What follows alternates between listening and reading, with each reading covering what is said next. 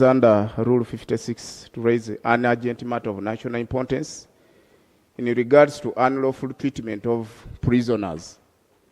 Right Honorable Speaker and colleagues, I'm cognizant of Prisons Act 2006, which mandates Prison Commission to make regulations for internal management and administration of the prisons. Cognizant of Prison Regulation 2012, in particular, Section 33, that provides that a convicted criminal prisoner sentenced to imprisonment for a period not exceeding 1 month shall have his hair cut short and his beards wickers, to mention but a few. Cognizant that the hair for female prisoners shall not be cut on admission unless otherwise recommended by a medical officer. Similarly, Right Honorable Speaker, the hair of a prisoner following a religion that prohibits cutting of hair shall not be cut without any order in writing from the officer in charge, made on grounds of necessity satisfied by a medical officer. Right Honorable Speaker, Article 24 of the Constitution provides for respect to humanity, dignity, human treatment, protection from torture, cruelty, degradation, among others. And these are non-derogable rights according to Article 44. Right Honorable Speaker, in my prayer, in the interest of time, I need to, the line ministry, to follow up with the prison service to ensure that the provisions of the law and regulations, especially under Regulation 33 of the prisons regulation that mandates cutting of hair wholesomely to all prisoners, is adhered to in exemptions withstanding the provisions of the Constitution. Right Honorable Speaker, that the Parliamentary Human Rights Committee investigates the extent of the matter and this practice across all prisons and report back to this House in line with on how the rights of prisoners in specific implementation of Regulation 34(5) of the Prisons Regulations 2012 is adhered to without contravening with the rights as mandated in the Constitution. Thank you, Right Honorable Speaker. So which prayer should we handle? You are asking the minister and then you are asking the committee to do the same thing. Who should do what? We Right know Honorable. our mandate, but it should be matter of national importance. Rarely referred to the committee. It is where you want action from government. And the Minister of Internal Affairs is here. So why are you again loading committee? If you feel Minister of Internal Affairs or Attorney General, it's about the violation, unlawful, so you can support each other. Yeah. Are you shaving off people's hair? Thank you very much. Thank you very much, Right Honorable Speaker. This matter, as you have guided, the Attorney General is right here for the rights of way, but as the Ministry of Internal Affairs, we deeply respect the concerns of the Honorable Member and would follow up to ensure that no violation of any law is permitted. But the Attorney General is here. You can answer on behalf of government. Thank you.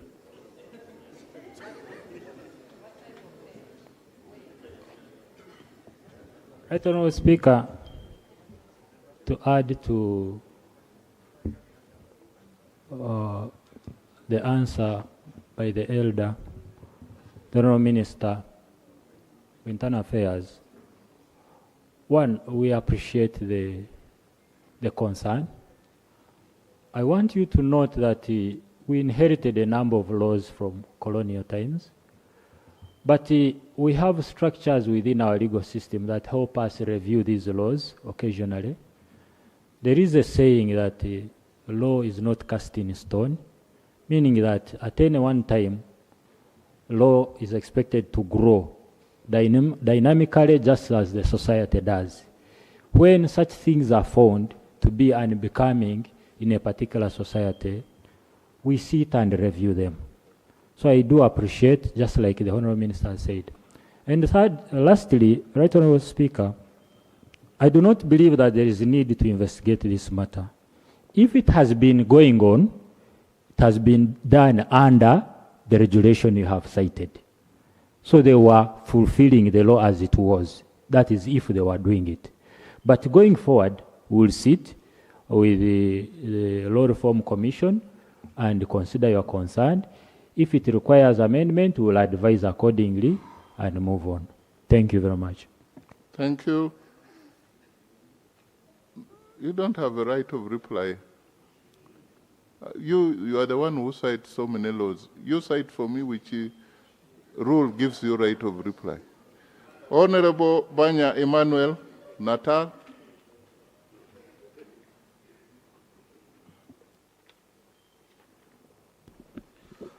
Thank you very much, Right Honorable Speaker. My name is Emmanuel Banya, Member of Parliament, Koboko County. Right Honorable Speaker, it's also my maiden speech to speak when you are in the chair. I want to congratulate you for the office. Right Honorable Speaker, I raise on issue of national importance in regards to natural disasters. In my constituency in Koboko County, Loble Sub-County, 3 parishes, Aliribu, Loble Parish, and Ombachi Parish, experienced a disaster of flooding and hailstones on the 19th of July 2026. 357.25 acres of farmland were destroyed. The crops there mainly were beans, maize, and cassava. 467 households were affected, and 2,335 individuals were affected as a result of this disaster.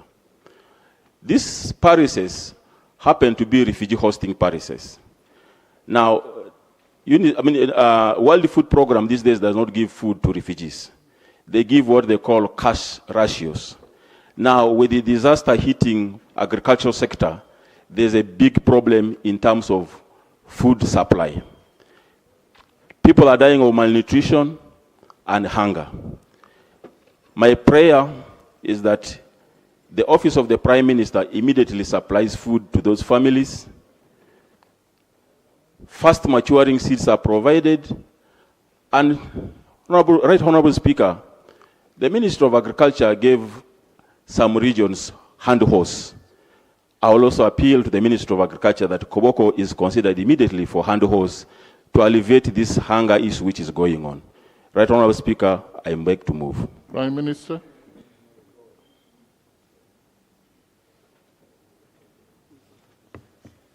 And the last one on that. Yes. Thank you, Right Honorable Speaker. Honorable Member of Parliament, I think this is really very bad. You've delayed because now it was July, we are going to September, which means that you've not done the service that you would have done that time. But all the same, it is really bad.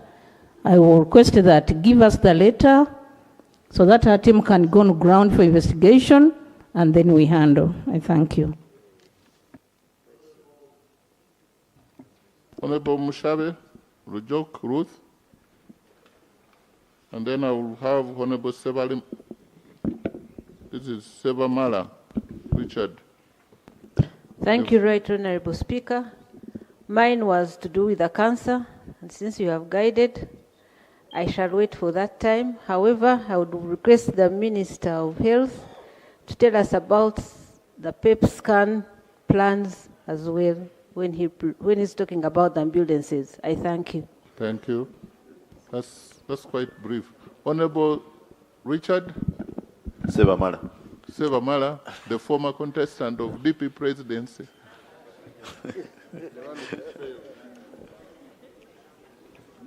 Thank you, Right Honorable Speaker. Right Honorable Speaker, just to clarify, I did not contest. I was removed from the ballot paper prematurely. Right Honorable Speaker, I want to refer to your guidance in the speech that you made at the beginning of these sessions where you requested that instead of coming to this parliament and we do post-mortems in procurements and accountabilities, it is important that if a member detects or comes across any information that might lead to the loss of money or accountability in government, it is, brought here first hand, such that it is handled by the committees or any guidance you will give. Right, Honorable Speaker, early this morning I got a communication from a citizen about the construction of the passenger terminal at Kabalega International Airport. Right, Honorable Speaker, Civil Aviation Authority requested for bids where it did restricted bidding and got 2 bidders, Kodrosi and Suma Construction, which bidded $140 million and $120 million respectively. Suma 140, Kodrosi 120. After negotiations, Kodrosi requested to work on the passenger terminal at $285 billion, but also the accounting officer of CAA went ahead to request for additional funding from the Ministry of Finance. However, during the same time, they solicited more bids to see whether they can get somebody that is lower. And these bids, 4 people were contacted, who were SMS Construction, Siani, China Bridge and Rere and others. In these, they got one called Samco that came in with a bid with 452 billion. Way higher than what Kodrosi had negotiated. Right, Honorable Speaker, as we speak today, the procurement process has stalled. Remember, AFCON is next year. There is no proper procurement process that is being followed. Words that are in the corridor are contractors are negotiating and going round to meet different offices. I would request for the indulgence of this Parliament, or specifically the committee, Right Honorable Speaker, because no sooner had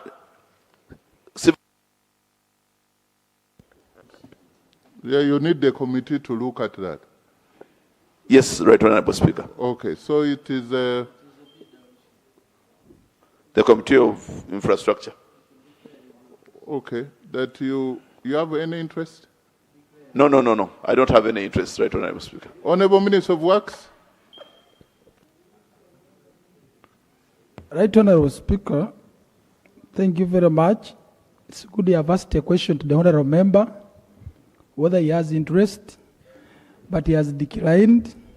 But depending on some true and false information is given on paper, it's as if he has interest, and or what I think according to me, what he wants through Parliament to inform whether his company or friends is successful or no. But I must assure the August House that procurement is going on, and it is in the hands of His Excellency the President, and many people have approached him to take over that contract. He has refused. He needs what we call value for money. As I speak now, we're in the final stages. Come next week, we shall give him the report he needed, and we shall have the contractor to sign the contract too. I don't know. We request Parliament to have trust in the ministry. We have lost a lot of money in these things where come Chogam, AFCON, people pretend we're in the rush hour, we sign exorbitant contracts.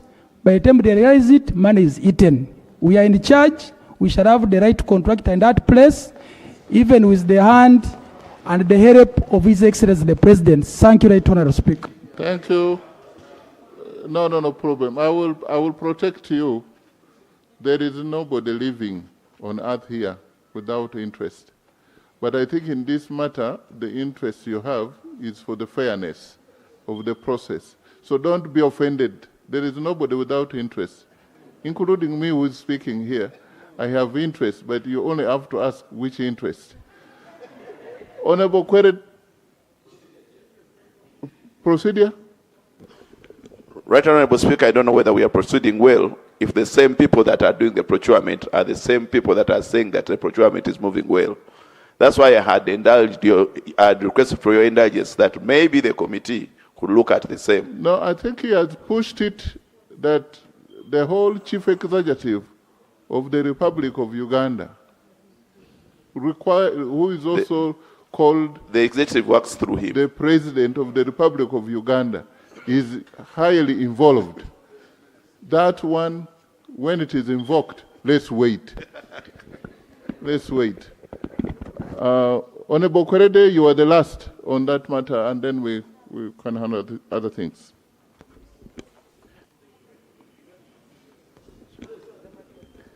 Thank you, Right Honorable Speaker. David Bicha Mukwere, MP Bukedia County. Right Honorable Speaker, I have just returned from Soroti, where we inspected the Soroti Industrial Park. And in the park, with the initiative of government, a factory was set up called Pale Commodities, with the main key intention of processing or doing value addition to the cereals. This is to say like millet, sorghum, simsim, and all others. But what we learned from the factory is that all the cereals which this factory is purchasing from Teso has got about 80% of affected cereals with aflatoxins. This 80% is a red signal that all the people in Teso region are actually consuming aflatoxins. And it's actually the reason I could actually say that it's one of the reasons why we are having a high rate of cancer. No wonder I'm not surprised to report to this August House, like in my constituency in Bukedia. You not be scared that in one day, you'll be informed of about 10 burials in one day, which is a very high number. Right Honorable Speaker, I pray that this August House and the Line Ministry intervenes to see that we work hard.